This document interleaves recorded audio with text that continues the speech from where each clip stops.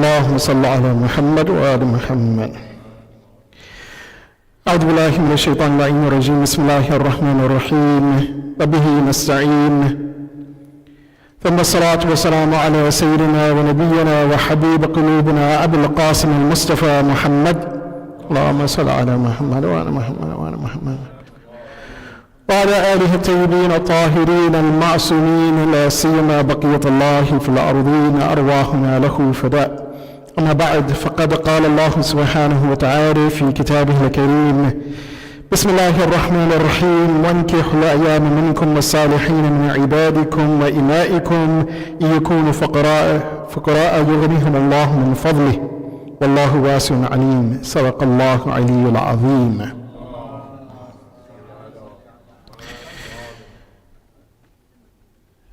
Inshallah, as we continue this series on faith, family, and the future, the art of building a righteous household, we begin with one of the ahkam, one or two ahkam mas'alas regarding the family. One of those issues is that, of course, each of the members of the family, especially when the marriage occurs between the husband and wife, the bride and the groom, that each one has certain rights over each other. What are those rights that we find that, unfortunately, sometimes is not understood or even actually addressed quite often?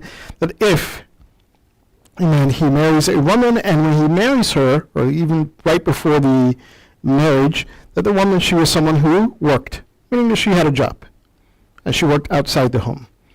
And once he marries her, she still has that right. So he would not have the right to tell her that, no, I don't want you to work. So she still maintains that right, that haqq, that she can work. If she decides that she doesn't want to, then that's a different issue. But she has that haqq, and that's because simply she was working prior to the marriage. Now, if the marriage occurred and she was not someone who worked outside the home, maybe she was a student, or after she stayed at home, she was taken care of by her family, and then you marry her, at that point, if she says, oh, I want to go out and work, then the man, he has that haqq to say that, no, I don't want you to go out to work, of course, as long as he has the means to take care of her, take care of the family. Now, if there's a point that, and this is another ruling, if there's a point that the husband is not able to take care of the family, pay for the nafaqah, and keep the maintenance of the home, then at that point, even without the permission of the husband, she can go out and to work to make sure that she is securing her livelihood. So these are a few points about the rights of husband and wife, particularly with working.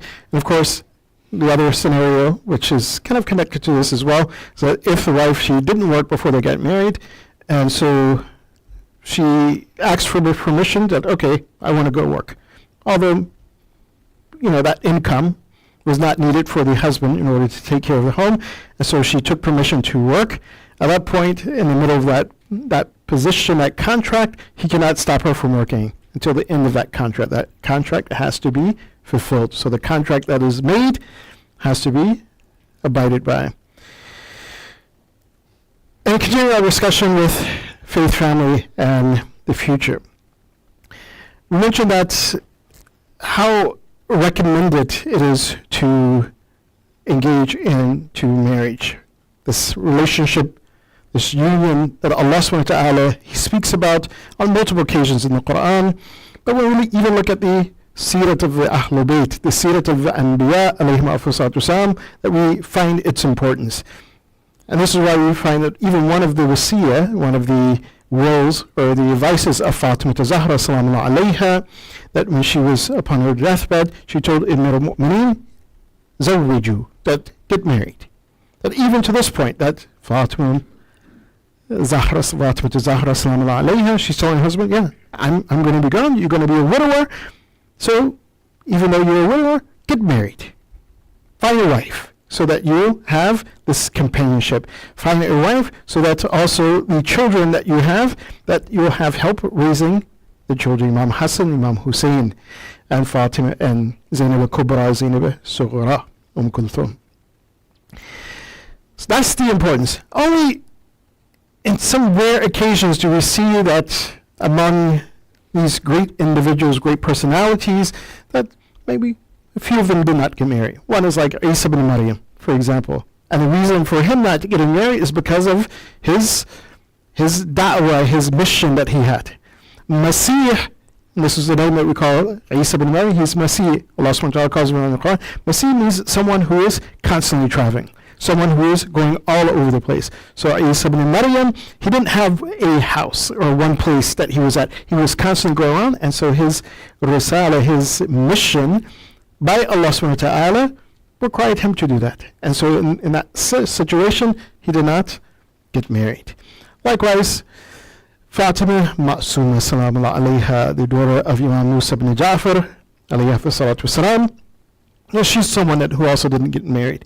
And it wasn't that she wasn't seeking marriage, but there was no kufr. And when the Ahl Bayt was also asked, there was no one who matched her level of iman and ilm at that time.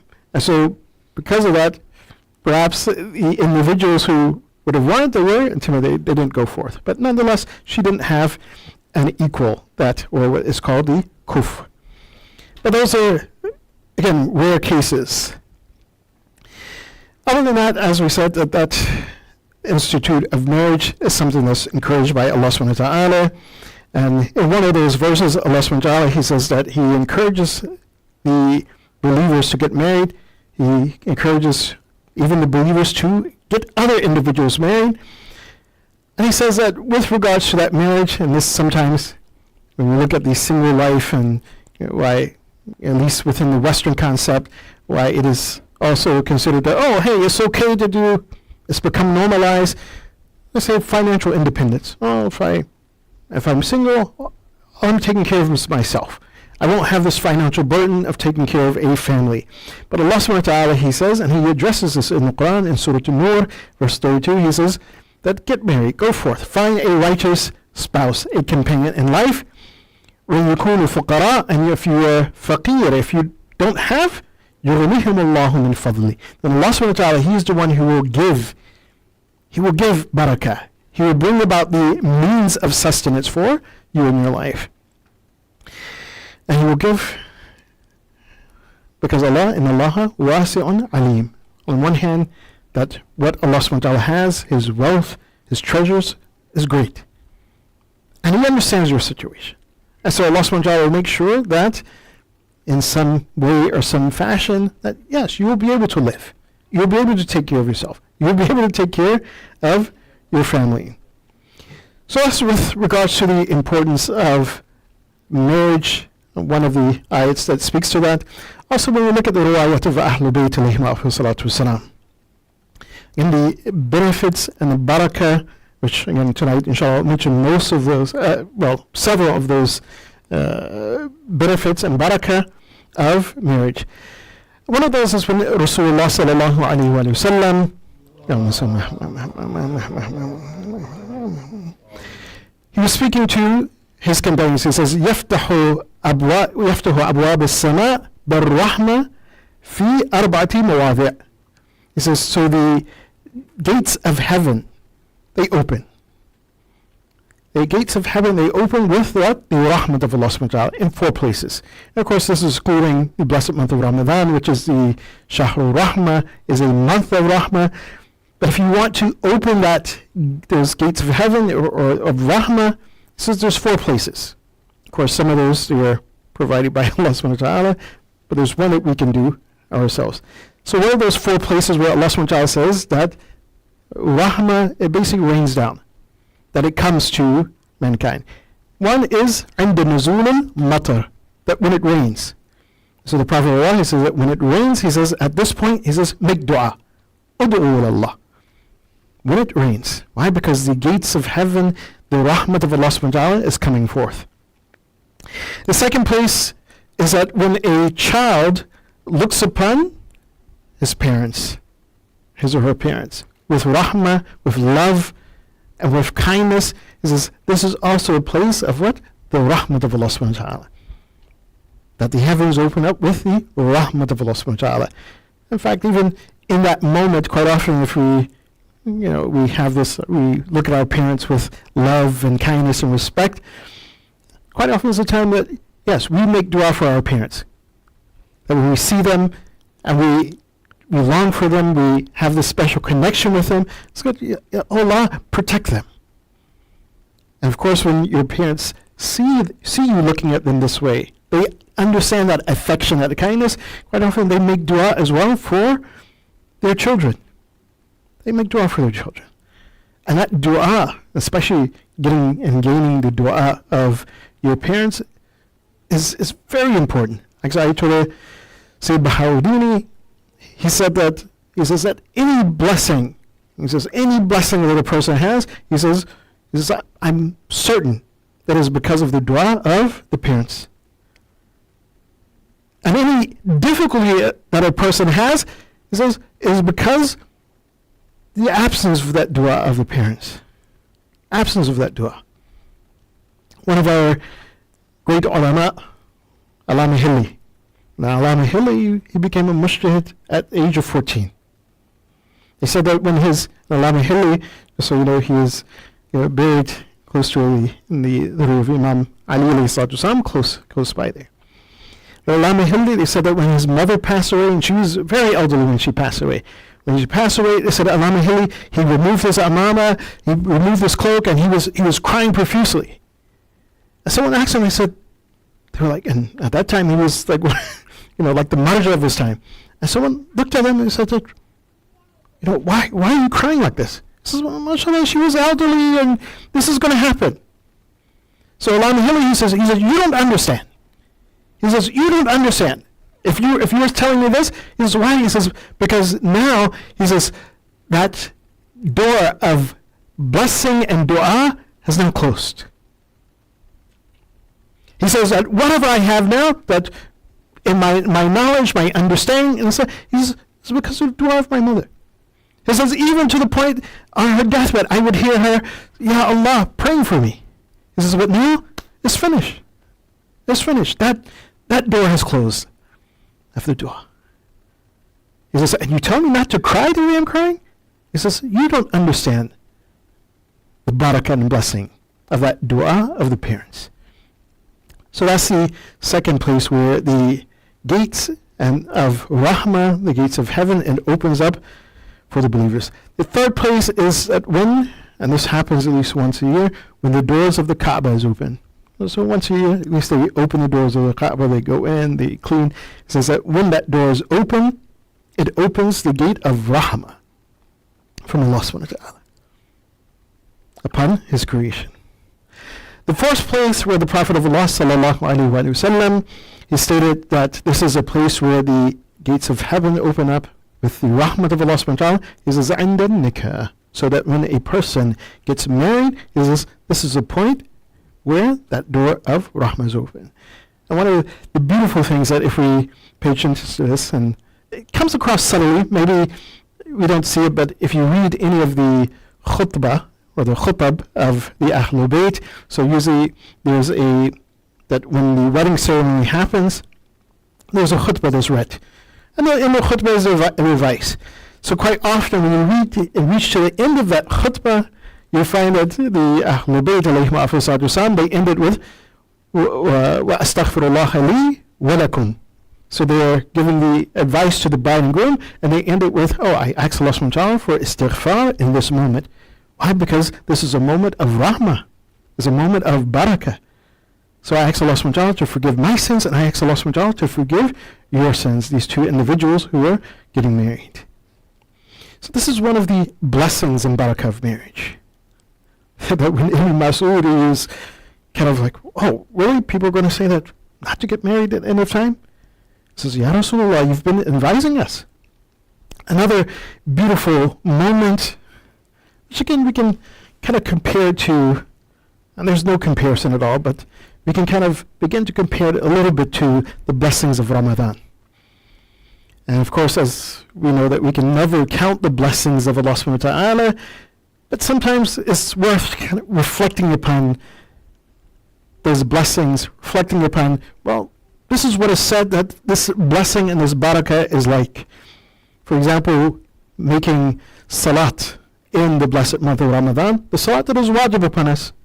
So if we make that salat, what happens? It is 70 times. So one salat is counted 70 times over. And that's for everyone. But those who are married, even outside of the blessed month of Ramadan, then their salat is worth 70 times more than that individual who is single. As Imam Jafar al-Sadiq alayhi salatu wasalam, he says, رَقَعَتَانِ يُصَلِّهِمَا الْمُتَزَوِّجْ أَفْضَلُ مِنْ 70 رَقْعَةٍ يُصَلِّيهَا غَيْرَ مُتَزَوِّجٍ. So 70 times more. So that means that if we just simply doing a little bit of math, there's a little bit of math. So okay, well, if you're married outside of Ramadan is 70 times more. Inside of Ramadan, 70 plus 70 is 140. 140. So this is the barakah of getting married. Another very beautiful example as well is that the Prophet of Allah sallallahu alaihi wasallam. And again, listen to this, the barakah. Because again, we compare to, again, Ramadan. He says, المتزوج النائم أفضل عند الله من الصائم القائم العزب. Subhanallah. Subhanallah. That a person who is married and sleeping. So when do we get barakah for sleeping? Most of us think that, oh yes, definitely only in the blessed month of Ramadan we get barakah for sleeping.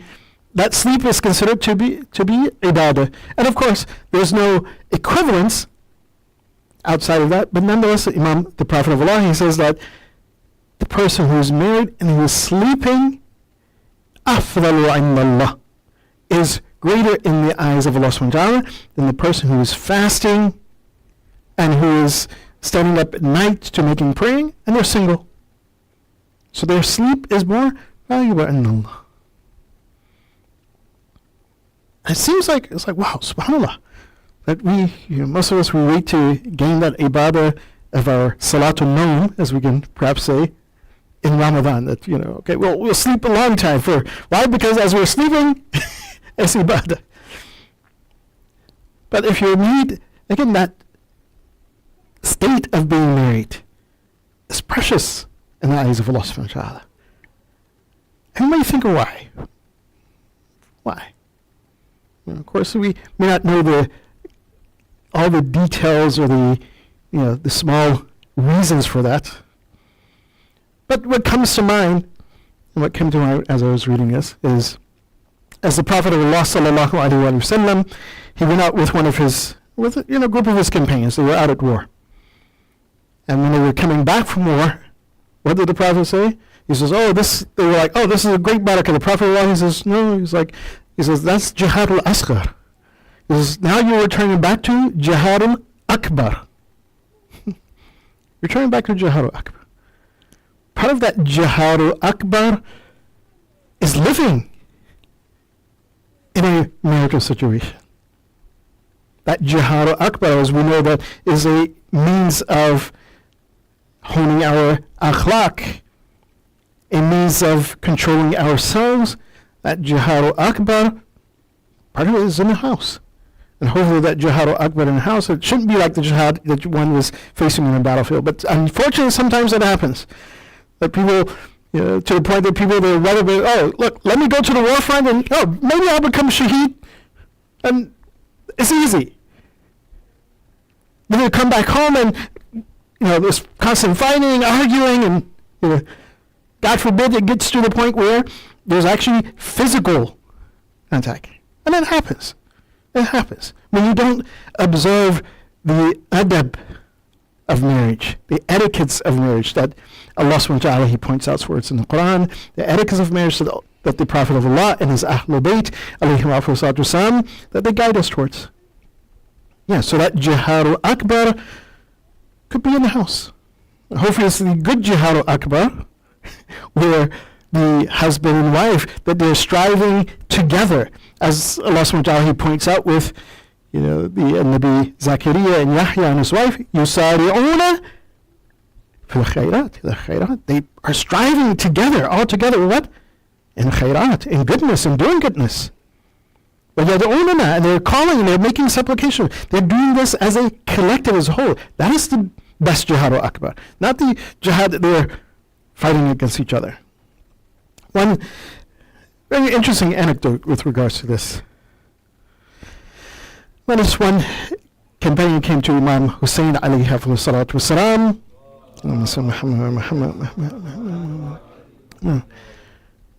and this is why it's good also to, before you embark upon it, and this is one of the advice of the Ahlul Bayt alayhi salatu wasalam, when you engage and you enter into marriage, you can do mushawara.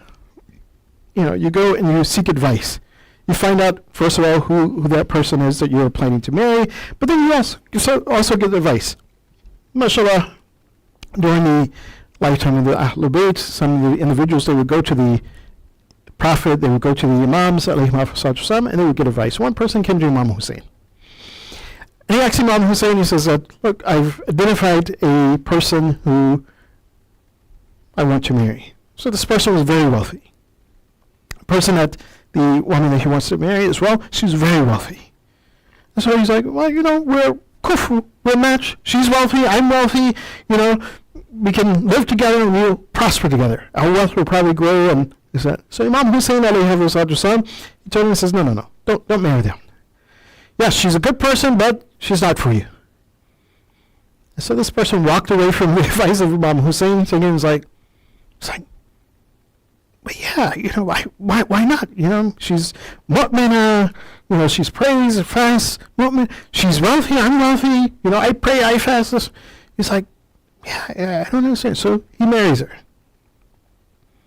A couple of months later, he comes back to Imam Hussein. He says, Ya Abu Rasulullah, you gave me that advice. I went against it. I married. Once I got married, he says, I lost everything. I lost all my wealth. He says, and the household was, we were in chaos. So we end up getting divorced. I divorced her. So then he asks Imam Hussein, he says, show me someone that I can marry. So he points her to another woman to marry, mu'mina. So he marries that woman. And at that point, his life is happy, is prosperous, and he gains all his wealth back. Yes, as we get into these situations of marriage, one of the things that we need to do is do mushawara, to seek advice. Inshallah, that if we had the advice of our Imam, that would be even greater.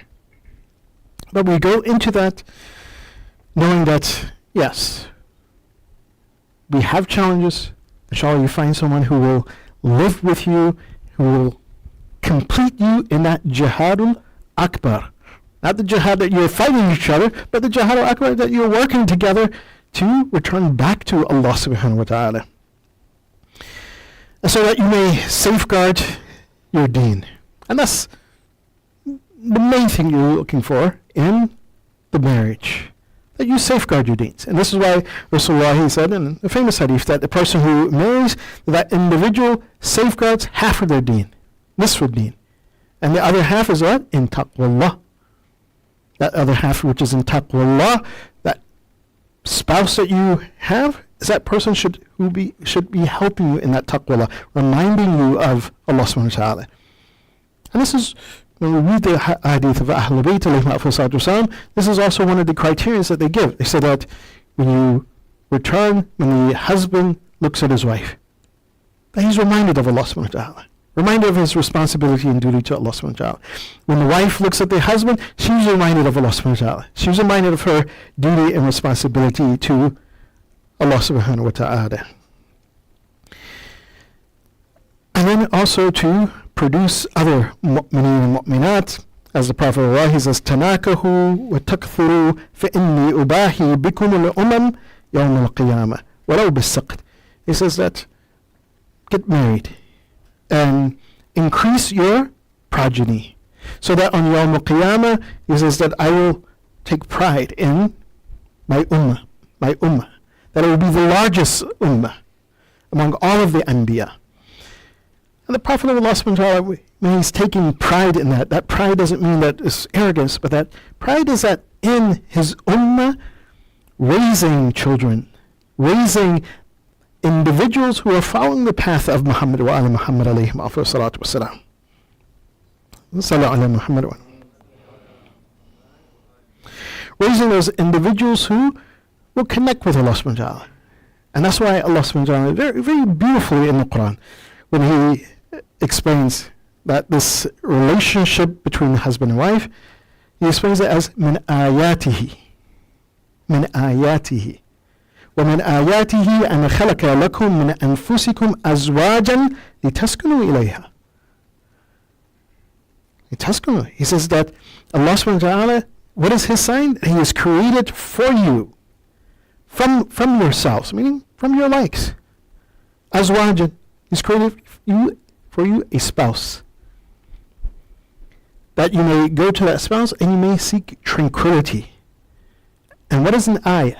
An ayah is a thing, of course you say ayat of the Quran, but everything in this world is an ayah. Or at least it should be an ayah. We should look upon it as an ayah.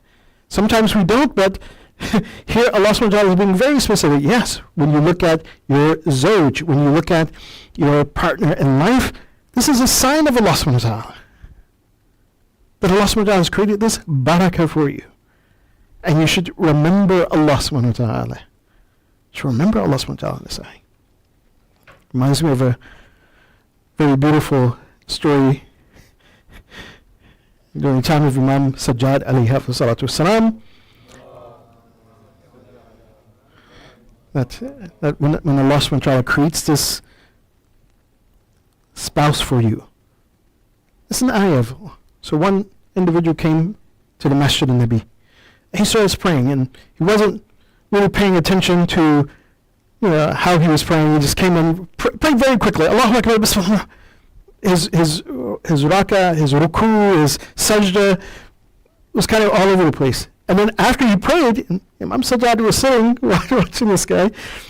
After he prayed, he raised his hand and said, "Oh Allah, raise me up to be among the a'la illeen, those who are in the highest stations of paradise. Oh Allah, build for me a qasr al-dhahab, a castle of gold." Then he says, "And then give me a hur al-ayn." So Imam Sajjad alayhi salatu, he started smiling. And he asked him, he says, is this Ya Rajul, Ya Abdullah? He was like, so you want that type of marriage, that type of spouse? He says, but you bring this type of dowry? Again, your salat is a dowry. He said, and your salat is all over the place, but you want that spouse who is from Allah, created by Allah, created for you. He says, but the dowry you bring is this. No, make your salat properly. And this is why also, even within the family, that as we look upon one another as the ayat of Allah subhanahu wa ta'ala, we remind each other of, again, our ibadah to Allah subhanahu wa ta'ala. This is why Rasulullah sallallahu alayhi wa sallam, that he would come, Ya Ahl Bayt al-Nubuwwah, as-salat, as-salat. It's time for salat. It's time for salat. Time for salat. So inshallah, as we inshallah embark upon this blessing of Allah subhanahu wa ta'ala, if we've already embarked upon it, or as we are moving forward towards it, those who have not gotten married, then enter into that relationship with these points in mind, this guidance from the Ahlul Bayt, that marriage is there as a blessing from Allah subhanahu wa ta'ala, for both the husband and for both the wife. That marriage and that relationship is a union by where both individuals, they do that jihad al-akbar to strive towards Allah subhanahu wa ta'ala. Not the jihad al-bayt, which unfortunately, as I said, that sometimes we have many of those. And I know of so many that person who went to Imam Hussein, they divorced after months. I've had people that you married them, 2 days later, you want a divorce. Subhanallah. And not understanding this barakah and this blessing that Allah subhanahu wa ta'ala has placed in this union. So do our due diligence, find that individual who will help you to connect to Allah subhanahu wa ta'ala, and you will help that individual to connect to Allah subhanahu wa ta'ala. We pray that Allah subhanahu wa ta'ala gives us tawfiq in this regards. وآخر دعوانا الحمد لله رب العالمين. بسم الله الرحمن الرحيم.